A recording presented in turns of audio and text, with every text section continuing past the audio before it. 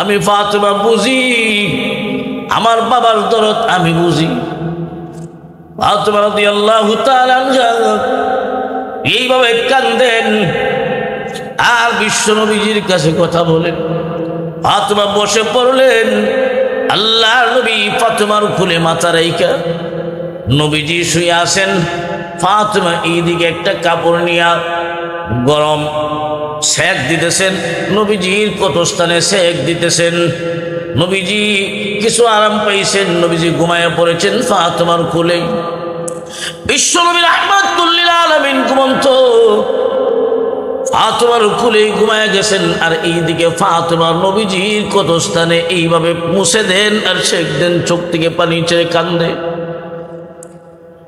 আল্লাহর নবী ঘুমন্ত অবস্থায় স্বপ্নে দেখেন নবীজির মা আমেনা, স্বপ্নের মাধ্যমেই দেখতেছেন নবীজির মা আমেনা হাজির হয়েছেন।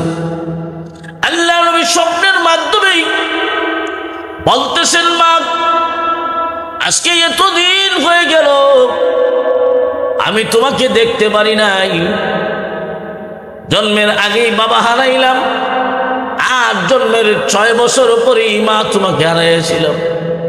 আজকে এতদিন পরে বুঝি স্মরণ হইছে তোমার সন্তান মুহাম্মদের কথা। আজকে এতদিন পরে বুঝি মনে হইছে গো মা, আজকে তুমি আসছো, আমি যাইতে দিব না।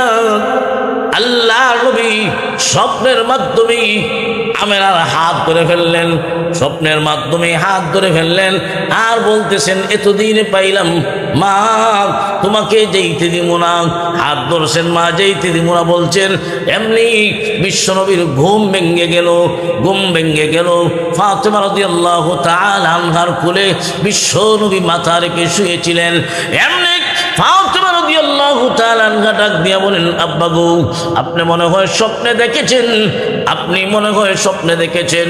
আপনি স্বপ্নে দেখে এইভাবে বলতেছেন, মা এতদিন পরে তুমি আসলা, আমার কথা বুঝি মনে হইল 6 বছর বয়সে তোমাকে হারাইলাম, এতদিন পরে তোমার সন্তান মুহাম্মদের কথা স্মরণ হয়েছে, আজকে যেহেতু পাইছি আর যাইতে দিব না। এই কথা বলেই আপনি আমার হাত ধরে ফেলছেন। আল্লাহর নবী বলেন, ও মা ফাতেমা, ঠিকই আমি স্বপ্নের মাধ্যমে, স্বপ্নের মাঝে আমার মা আমেনাকে দেখেছি, আমি আমার মার সঙ্গে কথা বলেছি, আমি তো স্বপ্নের মাধ্যমে আমার মা আমেনার হাত ধরেছি। আর যখন ঘুম ভেঙে গেল, সত্যিকার অর্থে বাস্তবেই যখন আমার হাতটা তোমার হাতের মধ্যে দেখা যায়, আমার হাত তোমার হাতের মধ্যে ধরা, স্বপ্নে দেখেছি আমার মা আমেনার হাতে ধরা, আর আমি ধরছি তোমার হাতে।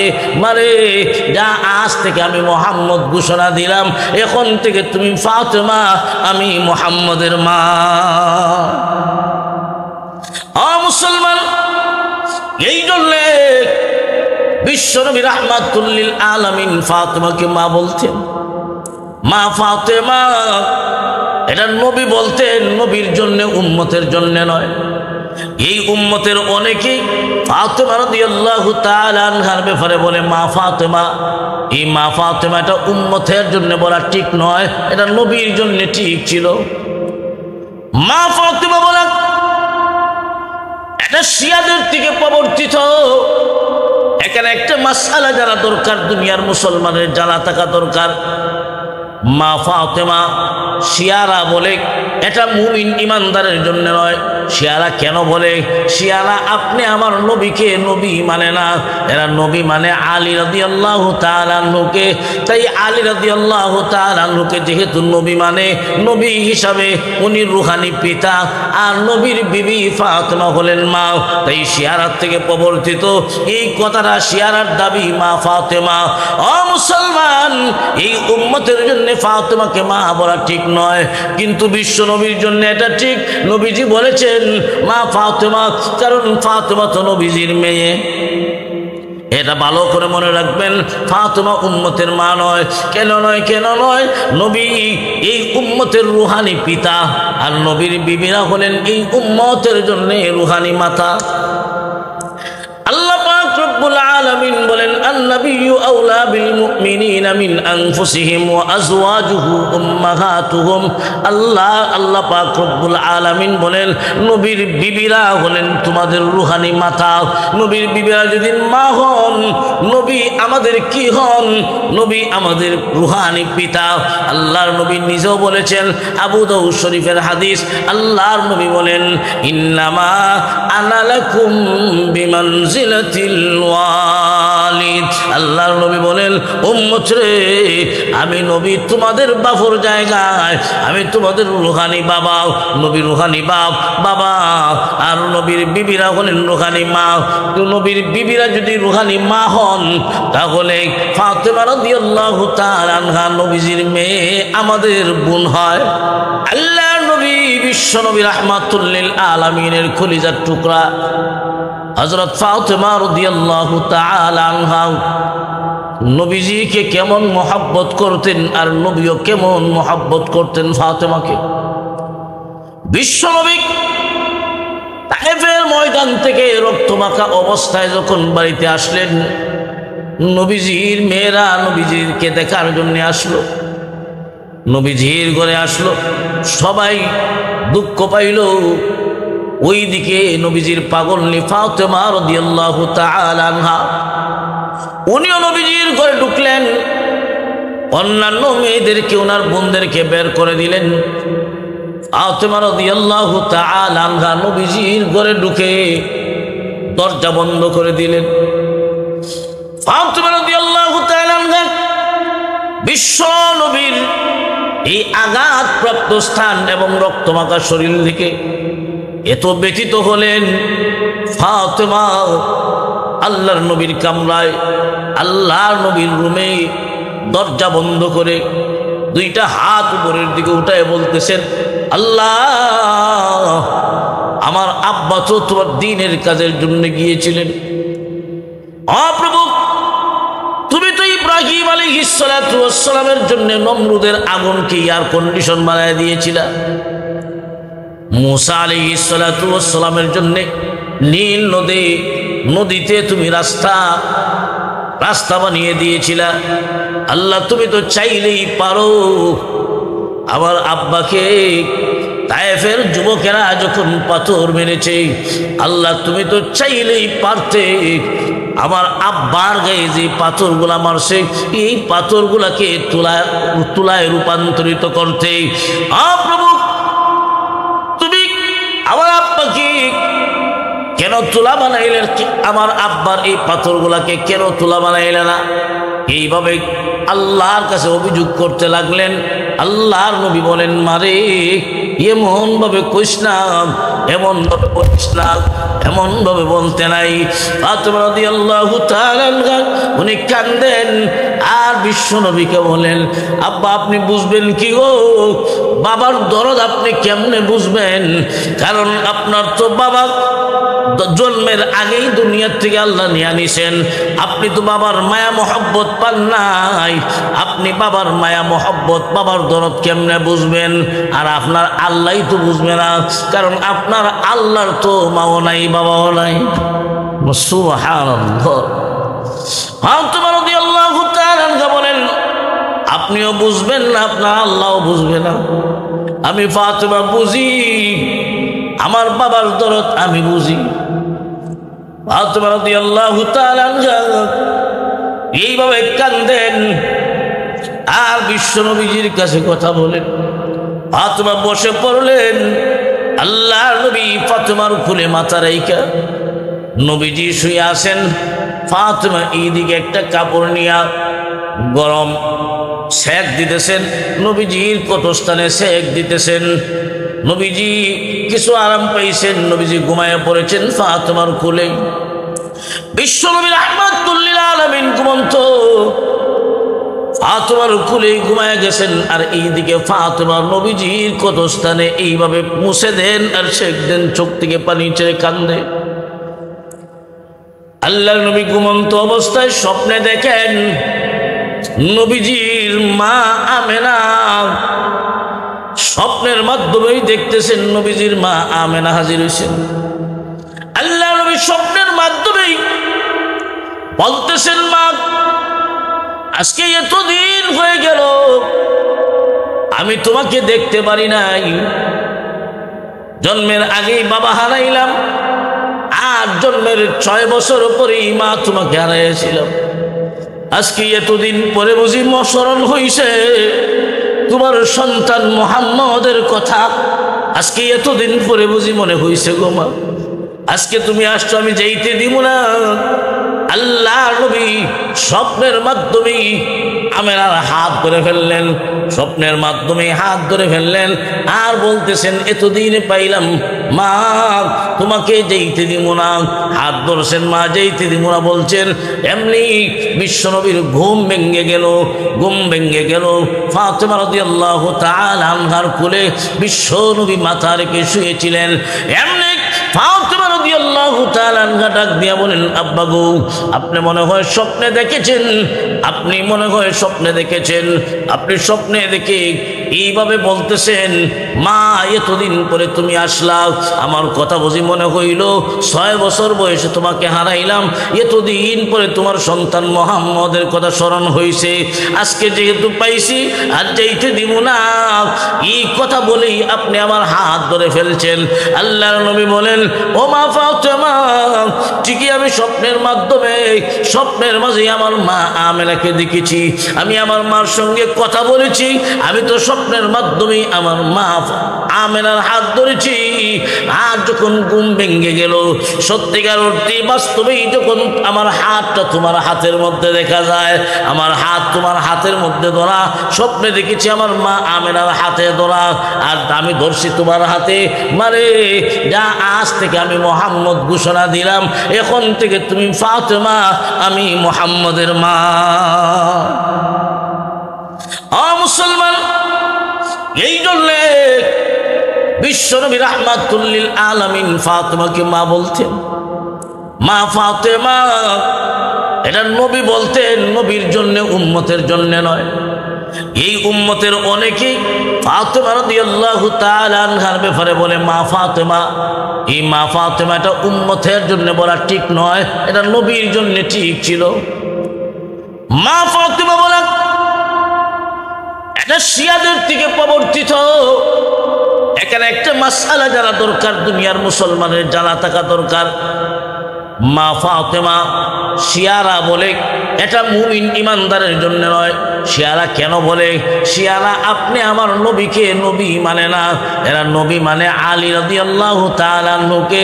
তাই আলী রাদিয়াল্লাহু তাআলা আনহুকে যেহেতু নবী মানে, নবী হিসাবে উনি রুহানি পিতা, আর নবীর বিবি ফাতেমা হলেন মা। তাই শিয়ারার থেকে প্রবর্তিত এই কথাটা, শিয়ারার দাবি মা ফাতেমা। ও মুসলমান, এই উম্মতের জন্য ফাতেমাকে মা বলা ঠিক নয়, কিন্তু বিশ্ব নবীর জন্য এটা ঠিক। নবীজি বলেছেন মা ফাতেমা, কারণ ফাতেমা তো নবীজির মেয়ে। এটা ভালো করে মনে রাখবেন, ফাতেমা উম্মতের মা নয়। কেন নয়? কেন নয়? নবী এই উম্মতের রুহানি পিতা, আর নবীর বিবিরা হলেন এই উম্মতের জন্য রুহানি মাতা। আল্লাহ পাক রব্বুল আলামিন বলেন, আন-নাবিয়্যু আওলা বিল মুমিনিনা মিন আনফুসিহিম ওয়া আজওয়াজুহু উম্মাহাতুহুম। আল্লাহ পাক রব্বুল আলামিন বলেন, নবীর বিবিরা হলেন তোমাদের রুহানি মাতা।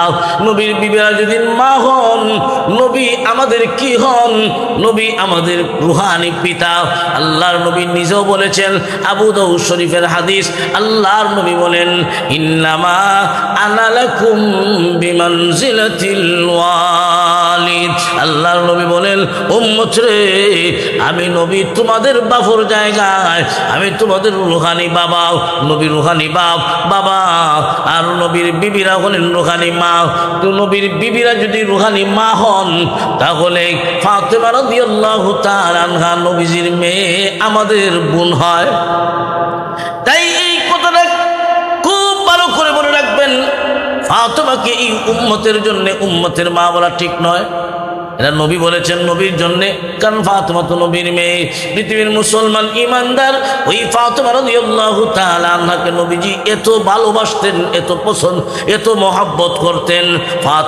ফাতেমাও নবীকে এত মহব্বত করত, এত ভালোবাসত, পৃথিবীর ইতিহাস সাক্ষী। মুসলমান, ফাতিমা রাদিয়াল্লাহু তাআলা আনহাকে মহব্বত করার ভালোবাসার আরো কয়েকটা কারণ। একটা কারণ হলো এই দুনিয়ায় আপনি আমার সমাজের দিকে যদি তাকান, একটা মানুষের মনে করেন ছেলেও আছে মেয়েও আছে,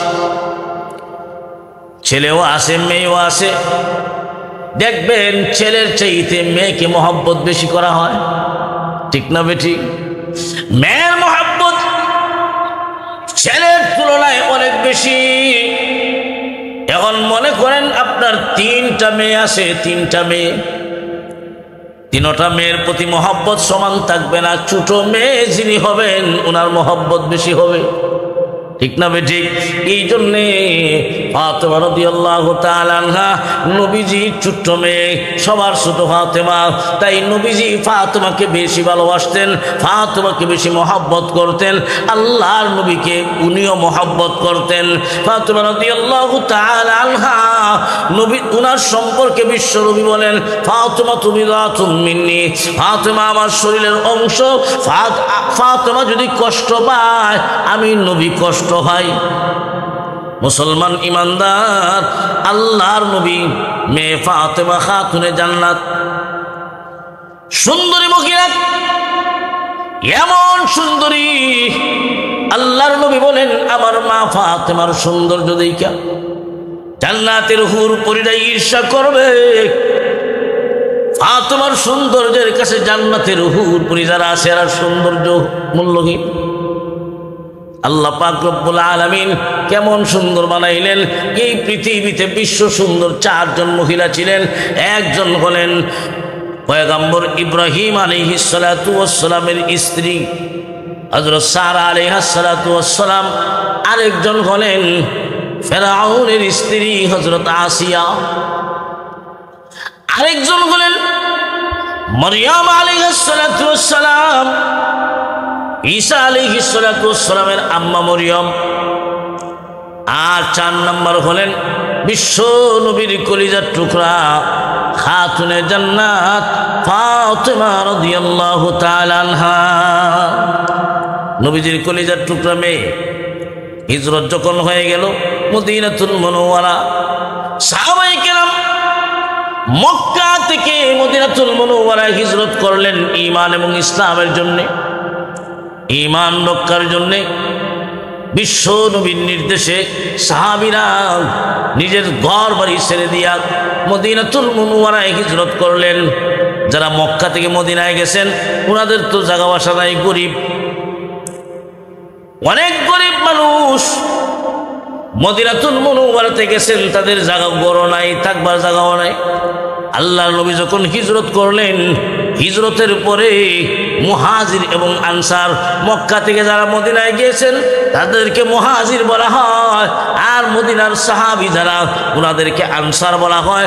আল্লাহর নবী আনসার এবং মুহাজির এদের মাঝে ভ্রাতৃত্ব সৃষ্টি করে দিলেন, ভাই ভাই বানাইয়া দিলেন। একজন মুহাজির আরেকজন আনসার, একজন মুহাজির আরেকজন আনসার, এইভাবে নবীজি মুহাজির এবং আনসারদের মাঝে ভাই ভাই সম্পর্ক বানাইয়া দিলেন।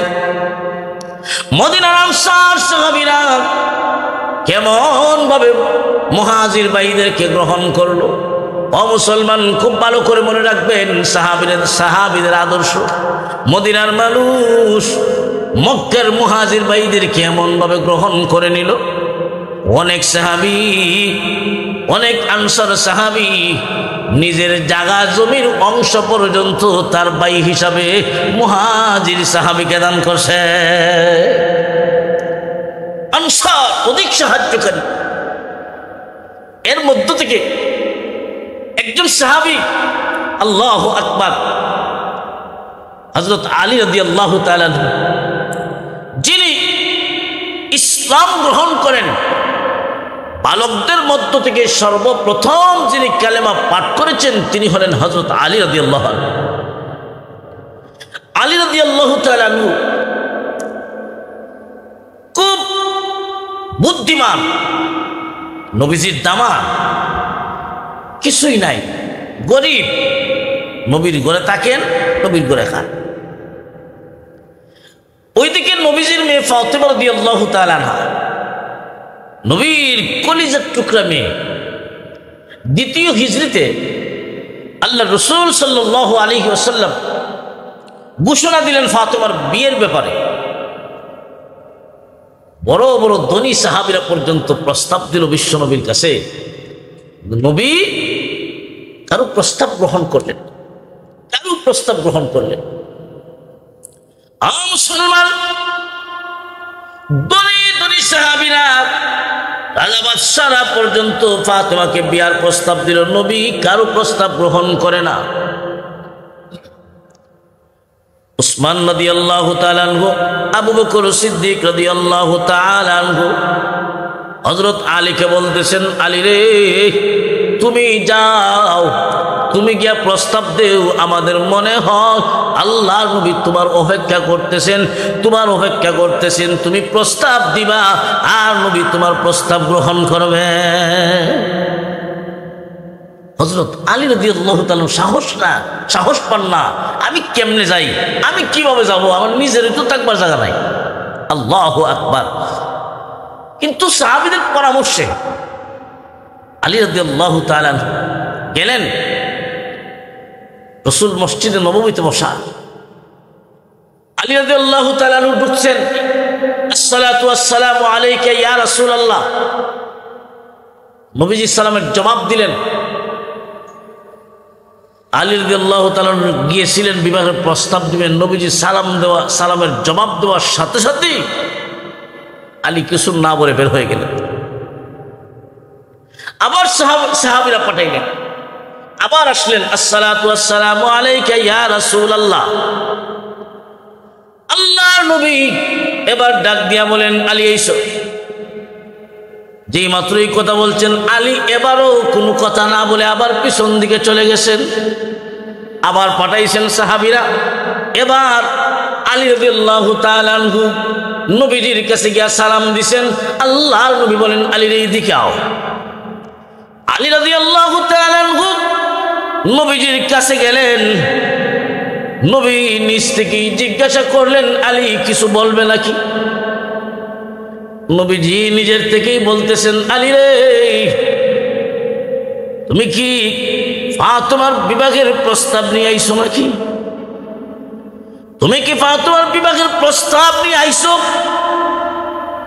আলী রাদিয়াল্লাহু তাআলা নিচের দিকে মাথা দিয়া আস্তে করে সম্মতি দিলেন। আল্লাহর নবী বলেন, আলী রে, আমি তোমার অপেক্ষাটাই করেছিলাম, তুমি প্রস্তাব দিবে আর আমি নবী তোমার প্রস্তাব গ্রহণ করব। আমি তো তোমারই অপেক্ষা করেছিলাম। আল্লাহ জিবরাইলকে পাঠাইলেন। ও জিবরাইল, যাও আমার বন্ধুকে গিয়া বলো আমি আল্লাহ ফাতেমার জন্য আলীকে পছন্দ করছি। সুবহানাল্লাহ। কেমন মহিলা, খাতুনে জান্নাত ফাতেমা রাদিয়াল্লাহু তাআলা আনহা, নবীর কলিজার টুকরা মেয়ে। নবী যাকে ভালোবাসতেন, মহব্বত করতেন, ওই ফাতেমা রাদিয়াল্লাহু তাআলা আনহা দু জাহানের সর্দারের মেয়ে, বিশ্বনবীর মেয়ে। এত সুন্দরী হওয়ার পরেও নবীজি চাইলে পারতেন ধনী সাহাবীদের কাছে বিবাহ দিতেন, কিন্তু নবী আলীর কাছে দিলেন। এটা আল্লাহর পছন্দ। সুবহানাল্লাহ। আল্লাহ পছন্দ করছেন।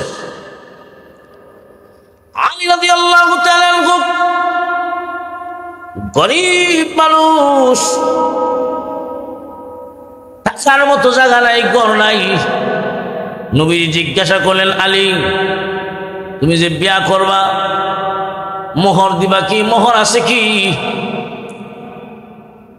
আলী রাদিয়াল্লাহু তাআলা আনহু বলেন, ইয়া রাসূলুল্লাহ, ইয়া হাবিবাল্লাহ, মোহর দেওয়ার মতো তো কিছুই নাই। আমার কাছে তিনটা জিনিস আছে।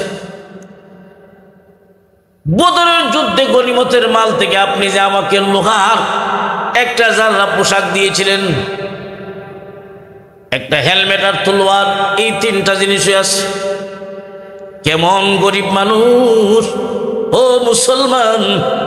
এত গরিবের কাছে আল্লাহর নবী তার এত সুন্দরী মেয়ে ফাতেমা রাদিয়াল্লাহু তাআলা আনহা নবীর কলিজার টুকরা মেয়ে, দু জাহানের সর্দারের মেয়ে ফাতেমাকে বিয়া দিলেন। আলী রাদিয়াল্লাহু তাআলা আনহু এত গরীব হওয়ার পরও নবী বিবাহ দিলেন। আজকে আমরা আমাদের মেয়ে যদি বিবাহ দিতে চাই, আমরা তালাশ করি সম্পদ কার বেশি। মুসলমান ইমানদার খুব ভালো করে মনে রাখবেন, ভালো করে মনে রাখবেন, ধনী হইলেই উপযুক্ত নয়, পয়সা হইলেই উপযুক্ত নয়। আপনি আপনার মেয়ের জন্য এমন একজন দিনদার স্বামী নির্বাচন করবেন, দিনদার জামাই দিবেন। আল্লাহর নবী বলেন, হে উম্মত, তুমি যদি তোমার মেয়েদেরকে দিন শিক্ষা দাও, দিন শিক্ষা দাও, দিনই তালিম শিক্ষা দাও, দিনই তালিম দিয়া তোমার মেয়েকে যদি একজন দিনদারের হাতে উঠাইয়া দিতে পারো, আল্লাহর নবী বলেন ওই মা বাবার জন্য মহান আল্লাহ জান্নাত ওয়াজিব করে দেয়। তোমার মেয়ে যদি হয় আর মেয়েকে যদি দিনদারি শিখাই আরেকজন দিনদারের হাতে বিয়ে দিতে পারো, আল্লাহ পাক রব্বুল আলামিন ওই মা বাবার জন্য জান্নাত ওয়াজিব করে দেয়।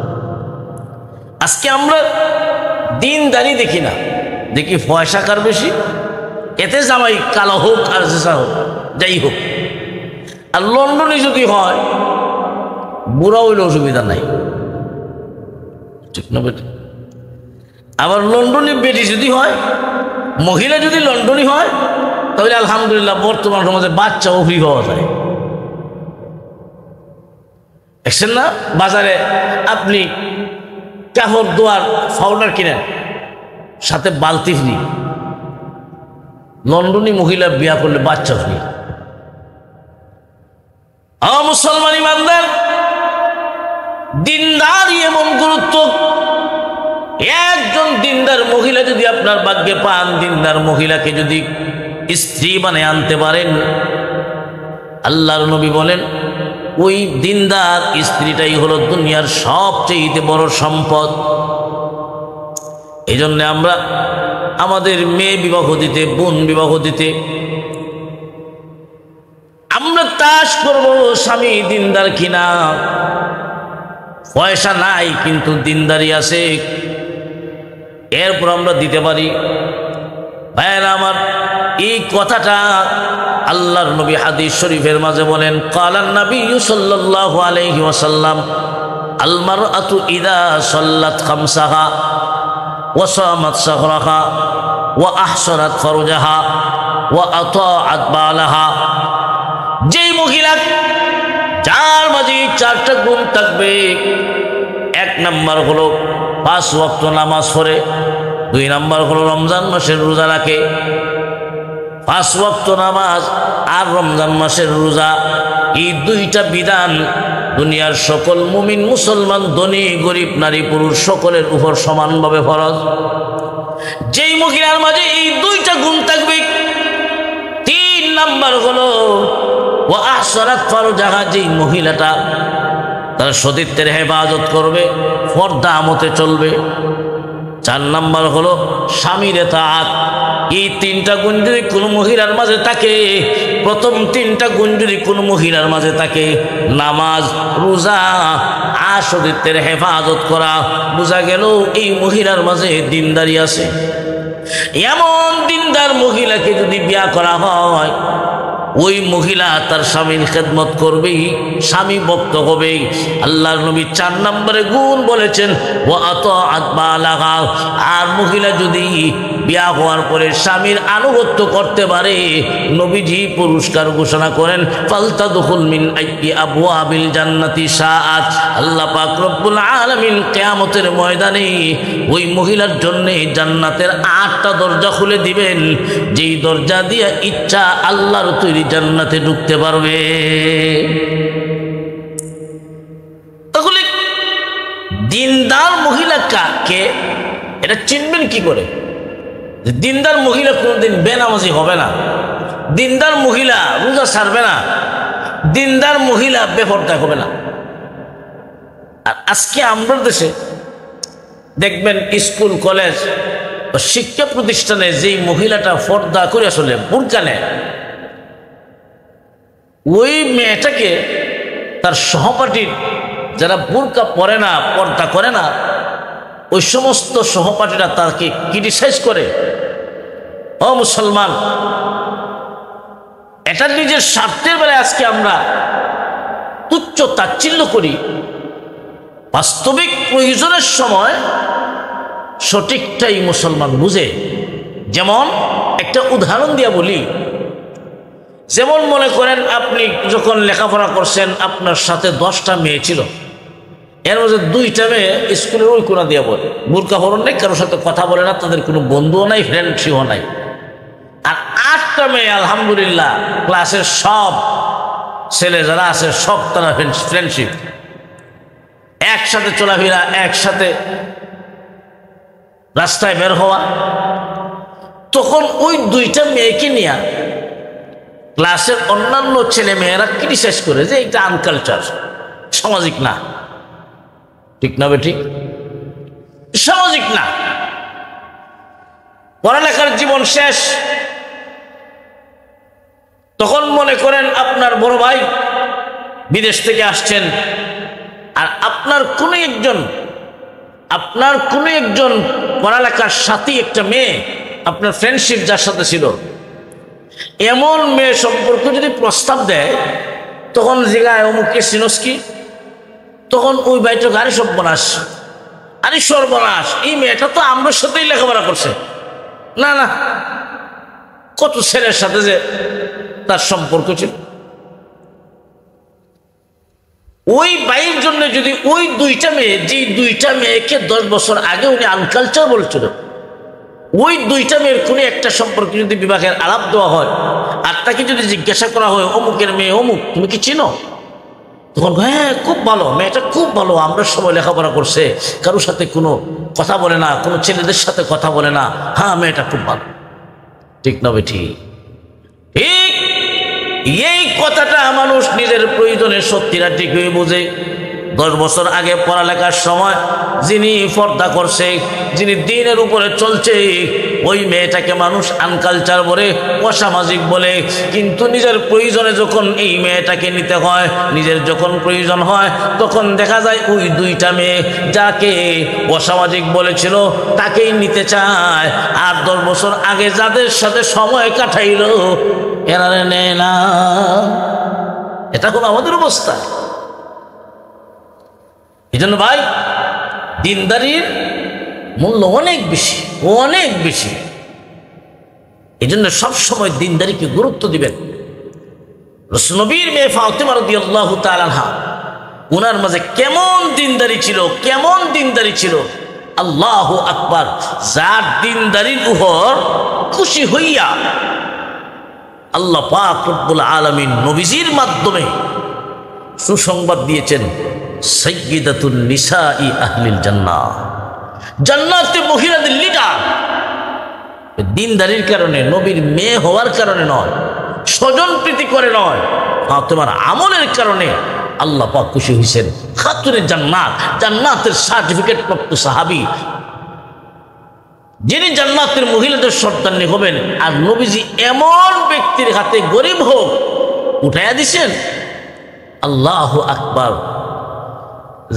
যিনি জান্নাতের সার্টিফিকেট প্রাপ্ত সাহাবী, প্রথম ইসলাম গ্রহণকারী আলী রাদিয়াল্লাহু তাআলা আনহু, যার সম্পর্কে নবীজি বলেন, আনা মদিনাতুল ইলমি ওয়া আলীউন বাবুহা, আমি ইলমের শহর, আর এই ইলমের দরজা হইছে আমার আলী। আর আলী রাদিয়াল্লাহু তাআলা আনহু, এক একজন সাহাবীর এক একটা গুণ ছিল। প্রতি জুমার খুতবাতে এই হাদিসটা পাঠ করা হয়, আরহামু উম্মতি বি উম্মতি আবু বকর ওয়া আশাদুহুম ফি আমরিল্লাহি উমর ওয়া আসদাকুহুম হায়াআন উসমান ওয়া আকদাহুম আলী। এক একজন সাহাবীর এক একটা গুণ বর্ণনা করেছেন। আল্লাহর নবী বলেন, আরহামু উম্মতি বি উম্মতি আবু বকর, আমার উম্মতের মাঝে রহমওয়ালা, অতি দয়ালু হলেন আবু বকর সিদ্দিক রাদিয়াল্লাহু তাআলা। আরহামু উম্মতি বি উম্মতি আবু বকর ওয়া আশাদুহুম ফি আমরিল্লাহি উমর, আর আল্লাহর হুকুম বাস্তবায়নের বেলায় উমর খুব কঠোর। আল্লাহর হুকুম বাস্তবায়নের বেলায় উমর খুব কঠোর। وأشدهم في أمر الله عمر وأصدقهم حياء عثمان। লজ্জাশীলতায় আমার উসমান বড় লাজুক, উসমান বড় লাজুক। আর আলী রাদিয়াল্লাহু তাআলা আনহুর ব্যাপারে নবীজি বলেন ওয়া আকদাহুম আলী, বিচারের ফয়সালার ব্যাপারে হযরত আলী অগ্রগামী। সুবহানাল্লাহ। আলী রাদিয়াল্লাহু তাআলা আনহু বিচারের ফয়সালার ব্যাপারে যে অগ্রগামী। বুদ্ধি কম না বেশি? অনেক বুদ্ধি, অনেক বুদ্ধি। এই সমাজেও দেখবেন লম্বা মানুষ যারা, এদেরকে সমাজে ডগা, মানে কিছু বুঝে না যে আরবি পাবার বুদ্ধিমান আছে। অধিকাংশ লম্বা যারা লম্বা মানুষ দেখবেন খুব সিধা। উমর সারা কেন? উমরও লম্বা ছিলেন। আর প্রত্যেক বাট্টি মানুষেরা খুব বুদ্ধিমান। ঠিক তবে ঠিক সমাজে এমন আসে না? নাই সে ভাই। হযরত আলী ছিলেন খাটো, বুদ্ধিমান, খুব বুদ্ধি। আল্লাহু আকবার। আলী রাদিয়াল্লাহু তাআলা আনহু শাসনামলে একজন মহিলার বিচার আসলো। ওই মহিলার গর্ভে 6 মাসে বাচ্চা জন্ম হইল। তখন এই বাচ্চাটা স্বামীর বিয়ের 6 মাস পরে যখন বাচ্চা হইল, ওই বাচ্চাটা ওই স্বামীর না ওই বাচ্চাটা অবৈধ? এই বিচার যখন আসলো, সবাই সিদ্ধান্ত দিছেন, মতামত পেশ করছেন যে 6 মাসে তো বাচ্চা হইতে পারে না, সুতরাং এই বাচ্চাটা এই স্বামীর না। কিন্তু যেহেতু ওই স্বামীর বিছানায় জন্মগ্রহণ করেছে, এই বিধান অনুযায়ী আল ওয়ালাদু লিল ফিরাশ, যার বিছানায় জন্ম হয় তারই। এখন আলী রাদিয়াল্লাহু তাআলা আনহু কেমন বিচারক ছিলেন! আল্লাহু আকবার। আলী রাদিয়াল্লাহু তাআলা আনহু বলেন না, এই বাচ্চাটা এই স্বামীরই। কেমনে? আলী রাদিয়াল্লাহু তাআলা আনহু কোরআনের আয়াত আনলেন যে আল্লাহ পাক রব্বুল আলামিন কোরআনের আয়াতে বলেছেন যে বাচ্চার জন্ম দিতে আর দুধ পান করাইতে সময় লাগছে কয় মাস? 30 মাস। কয় মাস? 30 মাস। হামলুহু ওয়া ফিসালুহু 30 শাহরা, 30 মাস। তাহলে আমরা 30 মাস পাইলাম তো গর্ভধারণ করতে আর দুধ পান করাইতে। এখন গর্ভধারণের মেয়াদ কতদিন আর দুধ পান করানোর মেয়াদ কতদিন? এই জিনিসটা বুঝতে গেলে কোরআনের আরেকটা আয়াতের দিকে যেতে হবে। আল্লাহ বলেন ওয়াল ওয়ালিদাতু ইউরদি'না আওলাদাহুন্না হাওলাইনি কামিলাইন, যে তোমরা তোমাদের সন্তানকে দুধ পান করাইবা পূর্ণ 2 বছর। 2 বছর যদি দুধ পান করানোর মেয়াদ হয় 24 মাস, 30 থেকে 24 বাদ দিলে তাকে কয় মাস? 6 মাস। আলী রাদিয়াল্লাহু তাআলা আনহু কোরআনের এই 2 আয়াতের মাধ্যমে ফয়সালা দিয়ে দিলেন, একটা সন্তান মায়ের গর্ভে, সন্তান তার বডি পরিপূর্ণতায় পৌঁছতে 6 মাসেও বাচ্চা হতে পারে। আজকে আমাদের সমাজে দেখবেন একটা প্রথা প্রচলিত আছে যে 7 মাস 8 মাসে যদি সন্তান জন্ম হয়, তখন অনেক মহিলারা একে অন্যের কাছে বলা বলি করে যে এই বাচ্চাটা মহিলা বিয়ার আগে কার কাছ থেকে নিয়ে এসে। নাউজুবিল্লাহি মিন যালিক। ও মা বোনেরা, এমন এমন কথা কারো ব্যাপারে বলবেন না। সাবধান, সাবধান। আপনি এমন ধারণা করে একটা ভালো মহিলাকে তার উপর অপবাদ দিলেন, এই অপবাদ দেওয়া কবিরা গুনাহ। আল্লাহ পাক রব্বুল আলামিন আমাদের সবাইকে এইগুলোর থেকে হেফাজত করুক। সকলে বলুন আমিন।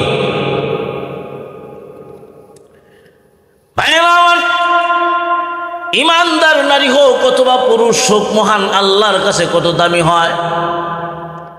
নূহ আলাইহিস সালাতু ওয়াস সালামের স্ত্রী এবং লূত আলাইহিস সালাতু ওয়াস সালামের স্ত্রী নবীর বিবি, দুজন নবী, কিন্তু ওনাদের 2 জনের বিবি যদিও নবীর বিবি, কিন্তু তাদের হাত ছিল মুশরিকদের সাথে, কাফেরদের সাথে।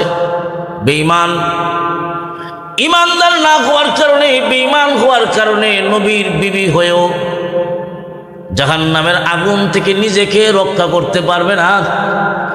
আর কাফেরের বউ হয়েও, ফেরাউনের স্ত্রী হয়েও ঈমান গ্রহণ করার কারণে মহান আল্লাহ আসিয়ার মতো মহিলার সম্মান বাড়াইয়া দিছে। ফেরাউনের স্ত্রী হযরত আসিয়া কত দামি মহিলা ছিলেন, কেমনে ঈমান গ্রহণ করলেন খুব ভালো করে বুঝবেন। ফেরাউনের স্ত্রী আসিয়া, ওনার ঘরে একজন কাজের মহিলা ছিলেন, হাদিস শরীফ আছে, যার নাম মাশেতা। ওই মাশেতা একদিন ফেরাউনের মেয়ের চুল আশ্রয় দিতেছে, চুল আশ্রয় দেয়, চিরুনিটা হাত থেকে পড়ে গেছে, চুল আশ্রয় দেয়, এই সময় চিরুনি হাত থেকে পড়ে গেছে। ওই মহিলা চিরুনি মাটি থেকে নিচ থেকে যখন উঠাইল, তখন এই কথা বলে, খোদা গো, তোমাকে যে লাশারিক বিশ্বাস করে না সে ধ্বংস হয়ে যায়, তোমাকে যে লাশারিক বিশ্বাস করে না সে ধ্বংস হয়ে যায়। এমনি ফেরাউনের মেয়ে এই কথাটা শুনছে। ফেরাউনের মেয়ে কই, তুমি কাকে বলছো গো? তুমি কি আমার আব্বাকে খোদা মানো না? তুমি কি আমার আব্বাকে খোদা মানো না? এমনি ওই কাজের মহিলা ডাক দেয়া কয়, না, তোমার আব্বা তো খোদা নয়, তোমার আব্বা তো খোদা হতে পারে না। আমার খোদা হলেন তিনি, যিনি আমারও খোদা, তোমার বাবারও খোদা। কৌনিকে, যিনি আসমান বানাইছেন, যিনি জমিন বানাইছেন, যিনি আমাকে বানাইছেন, যিনি তোমাকে বানাইছেন, যিনি তোমার আব্বাকে বানাইছেন, উনি হলেন আমার খোদা, উনি হলেন আল্লাহ। ওই কথাটা ফেরাউনের মেয়ে তার বাবাকে বলে দিল, আব্বা, আমাদের ঘরে যে কাজের মহিলা, উনি তো আপনাকে খোদা মানে না, খোদা মানে না। ফেরাউন এমন জালেম বাদশাহ যে নিজেকে খোদা দাবি করেছিল, খোদা দাবি করে। পৃথিবীর মুসলমান ইমানদার কেউ যদি নিজেকে খোদা দাবি করে, মহান আল্লাহটা বরদাস্ত করতে পারে না। যেমন ভাবে আপনি আপনার বিবি যতই অপরাধী হোক না কেন, যত অপরাধ করুক না কেন, স্বামীর কাছে এটা মার্জনীয়। কিন্তু ওই স্ত্রী একমাত্র আপনার অধিকার, এই স্ত্রীকে ব্যবহার করা। আপনি যদি দেখেন আপনার স্ত্রী আপনার অধিকারের জায়গায় অন্য কাউকে বসায়, কোনো স্বামী বরদাস্ত করতে পারবে না। ঠিক না ঠিক? কোনো স্বামী এটা মানতে পারবে না যে একমাত্র একজন স্ত্রী তার স্বামীর অধিকার, তাকে ব্যবহার করা। কিন্তু কোনো স্ত্রী যদি তার স্বামীর জায়গায় অন্য কাউকে বসায়, দুনিয়ার কোনো স্বামী এটা মানতে পারে না।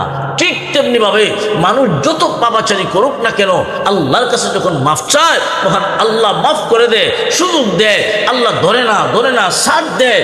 কিন্তু যখন পাপ করতে করতে এমন হয়ে যায়, যখন খোদা দাবি করার অধিকার একমাত্র আল্লাহর, যিনি আসমান বানাইছেন, যিনি জমিন বানাইছেন, একমাত্র ওনার অধিকার হলো নিজেকে উনি খোদা। এই খোদা দাবি করার অধিকার যেহেতু আল্লাহর, মানুষ পাপিষ্ঠ হইতে হইতে যখন এমন পর্যায়ে পৌঁছে যায় যে আনা রব্বুকুমুল আলা, আমি তোমরা বড় খোদা, এমন কথা যখন দাবি করে আল্লাহ সহ্য করতে পারে না। কেন? খোদা দাবি করার অধিকার একমাত্র কার? আল্লাহ।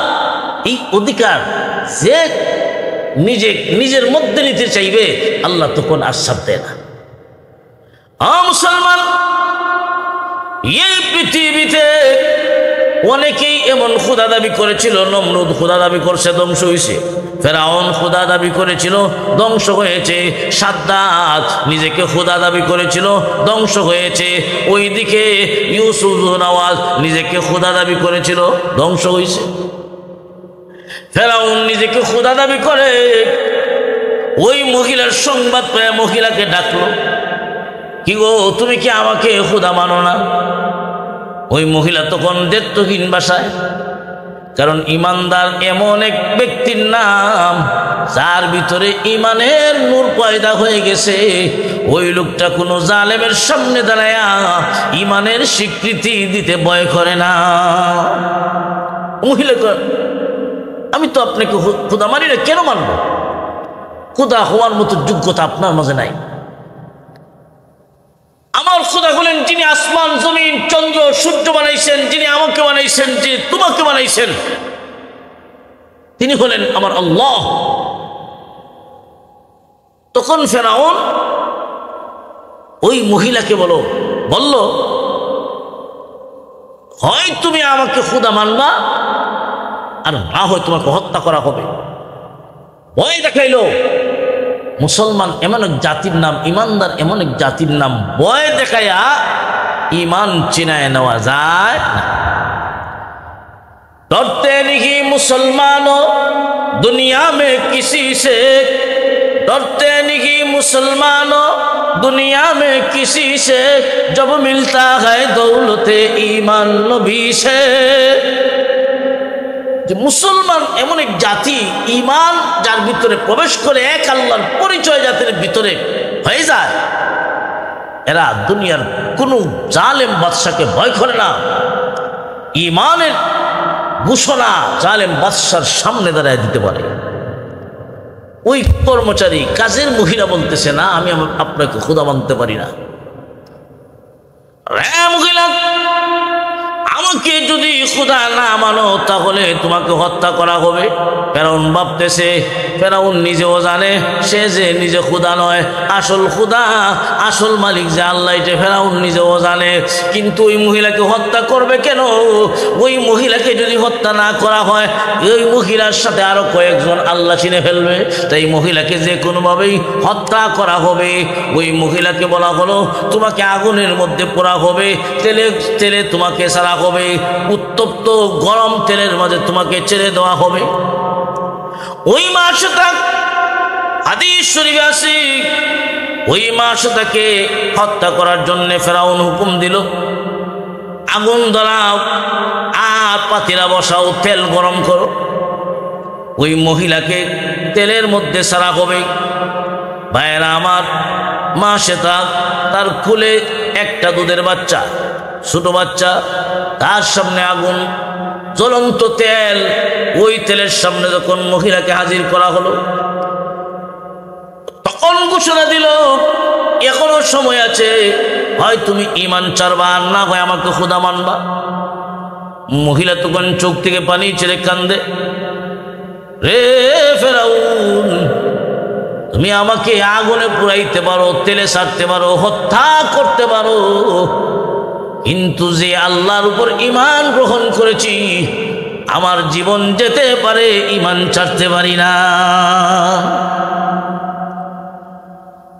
এমনি ওই ফেরাউন বাহিনী মা সেতার কোল থেকে তার দুধের বাচ্চারা নিয়ে যায়। ভাইরা আমার, খুব ভালো করে মনোযোগ দিয়ে শোনেন। ওই বাচ্চারা নিয়ে যাওয়ার অর্থ হলো, ওই বাচ্চাটাকে আগে আগুনে ছাড়বো। বাচ্চা আগুনে ছাড়া হবে, তেলের মাঝে ছাড়া হবে। দুনিয়ার এমন কোন মা বাবা নাই নিজের চোখের সামনে নিজের সন্তান কষ্ট করবে, দুনিয়ার মা বাবা সহ্য করতে পারবে? মা বাবা এমন জিনিস, নিজে কষ্ট করে কিন্তু সন্তানকে কষ্ট দেয় না। নিজে কষ্ট করতে রাজি, সন্তান কষ্ট পাবে, এতে কোনো মা বাপ রাজি হয় না। উদ্দেশ্য হলো, ওই বাচ্চাটাকে যদি তার সামনে আগুনে ছাড়া হয়, ওই বাচ্চার মহব্বতে হয়তো খোদা মেরে ফেলবে। ওই বাচ্চাটাকে নিয়ে আও, জোর করে নিয়ে আও। মহিলাকে প্রস্তাব দেয়, এখনো সময় আছে, হয় ঈমান ছাড়বা, আর না হয় তোমার বাচ্চাকে জ্বলন্ত তেলের মাঝে ছেড়ে দেওয়া হবে। মহিলা কি করবে? গলা কাটা মুরগির ন্যায় ছটফট করতেছে, চোখ থেকে পানি ছেড়ে কান্দে। চোখের সামনে বাচ্চাটাকে জ্বলন্ত তেলের মাঝে ছাড়া হবে। ওই মহিলা যেই মহিলাটা ফেরাউনের ঘরের কর্মচারী ছিল, কাজের মহিলা ছিল, যার ভিতরে এক আল্লাহর পরিচয় ছিল, তার বাচ্চাটাকে যখন নেওয়া হলো আগুনে ছাড়বে, আগুনে যেই মাত্র ছেড়ে দিল মহান আল্লাহ ওই বাচ্চাটার জবান খুলে দিলেন, ওই বাচ্চাটার জবান খুলে দিলেন। ওই বাচ্চারা ডাক দিয়া কয়, ইয়া উম্মা ইসবিরি ফা ইন্নাকি আলাল হক। মাগো আপনি কান্দেন না, চোখের পানি মুছে ফেলুন, নিশ্চয় আপনি সত্য ধর্মের উপর আছেন গো মা। ওই যে যদিও আগুন দেখা যায়, জ্বলন্ত তেল দেখা যায়, মাগো আমি দেখতেছি মহান আল্লাহ তার তৈরি জান্নাত আমার চোখের সামনে তুলে ধরছে। ও মা ঘাবড়ায়েন না, চিন্তার কোনো কারণ নাই। আগুনে জাপায়া পড়েন, তেলে জাপায়া পড়েন গো মা, পড়তে দেরি হবে, আল্লাহর তৈরি জান্নাতে যাইতে দেরি হবে না। ও মুসলমান, মেয়েকে ছাড়া হলো, ওই মাকেও ছাড়া হলো। মাকে তেলে ফেলানোর আগে একটা ওসিয়ত করে গেল ফেরাউন রে, আমি এবং আমার বাচ্চা দুজনের হাত একত্রিত কইরা এক জায়গায় দাফন করবা। এই জন্য দেখবেন ফাঁসির কোনো আসামি যদি হয়, ফাঁসি দেওয়ার আগে তার ইচ্ছা পূরণের জন্যে প্রস্তাব দেওয়া হয়, তোমার চাহিদা কিছু আছে কি, তোমার মনে কি চায়, খাওয়ান চাই খাবার চাইলে খাবার, তাকে আগে কিছু প্রস্তাব দেওয়া হয়, মনের চাহিদা পূরণ করা হয়। যেহেতু ওই মহিলা মারাই যাবে, তার ওসিয়ত অবশ্যই রাখা হবে। ওসিয়ত করে গেল, আমি এবং আমার মেয়ে আমাদের দুজনের হাতটা একত্রিত কইরা এক জায়গায় দাফন করবা। কেন জানোসনি? মহিলার উদ্দেশ্য হলো আমি এবং আমার সন্তানের হাত যদি এক জায়গায় জমা হয়, এক জায়গায় দাফন করা হয়, কিয়ামতের কঠিন ময়দানে আমি আমার সন্তান নিয়ে আল্লাহর আদালতে হাজিরা দিব, আমি আমার সন্তানটা নিয়ে উঠব। ফেরাউনের স্ত্রী আসিয়া যখন এই দৃশ্যটা দেখলো যে একটা মা তার চোখের সামনে তার সন্তানকে আগুনে ফেলানো হবে, আর ওই মহিলাটা তার মতের উপরেই ইস্তেকামত থাকবে, অটল থাকবে, এটা হতে পারে না। নিশ্চয় নিশ্চয় ওই মহিলা যেই রব বিশ্বাস করত, যেই রবের উপর ঈমান গ্রহণ করেছিল, নিশ্চয় এই মহিলার রব সত্য রব। তখন ফেরাউনের স্ত্রী আসিয়া মনে এই কথাটা যখন জাগলো যে ফেরাউন আমার স্বামী খুদা নয়, আমার স্বামী খুদা হতে পারে না, আসল খুদা তো হলেন আল্লাহ, তখন ফেরাউনের স্ত্রী আসিয়াও ঈমান গ্রহণ করল। সুবহানাল্লাহ, যে ফেরাউনের স্ত্রী আসিয়া লা শারীক আল্লাহর উপর বিশ্বাস করল। ফেরাউনের উদ্দেশ্য ছিল ওই মহিলাকে যদি মারে তাহলে এই জগতে আর কেউ ইমানদার আল্লাহর পরিচয় জানবেও না, সে নিজেই খুদা থাকবে। কিন্তু আল্লাহ পাক রব্বুল আলামিন তার উদ্দেশ্য উল্টা বানাই দিয়েছে। কেমনে? আল্লাহ পাক রব্বুল আলামিন ওই মহিলার পরিবর্তে ফেরাউনের ঘরেই ইমানদার পয়দা করে দিয়েছে। শুরু হলো আসিয়ার উপর নির্যাতন, শ্বশুর বাড়ির বিচার, যে আপনারা আপনাদের মেয়েকে বুঝান যে আমাকে খুদা যদি মানে তাহলে আমি খুদা, আমার বউ তো খুদি, খুদার বউ খুদি, আপনারা বুঝান। তার বাবার বাড়ির লোকেরা বুঝাইলো, কোনো কাজ নাই, কোনো কাজ হয় না। ফেরাউনের স্ত্রী আসিয়া ঘোষণা দেয়, যেই রবের সন্ধান পেয়েছি, যেই রবের উপর ঈমান গ্রহণ করেছি, মরতে পারি ওই মহিলার মতো আমাকে আমার জীবনও যদি দিতে হয় আমি আমার জীবন দিব, তথাপি ঈমান ছাড়ব না।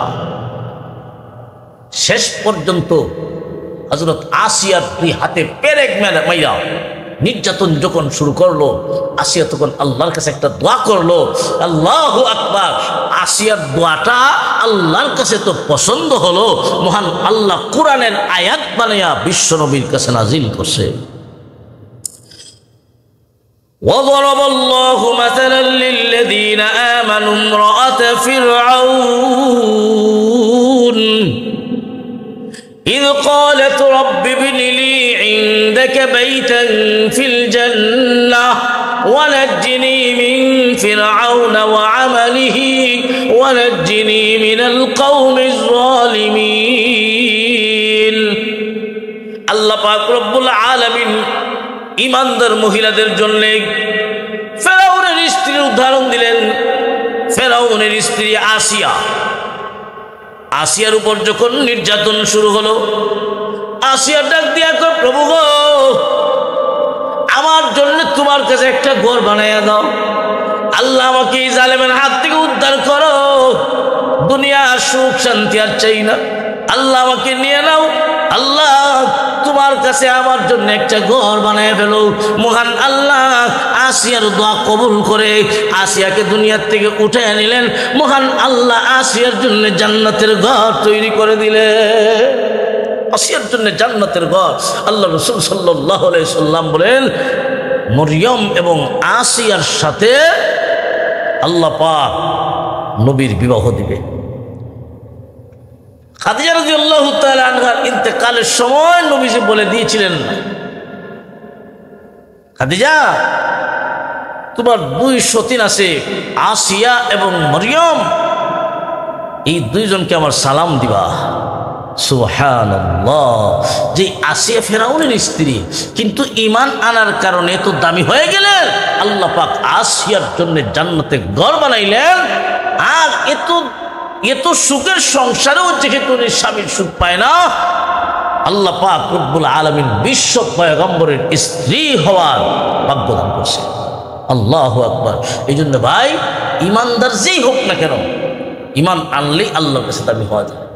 ইমান আনলেই পরকালে জান্নাত পাওয়া যায়।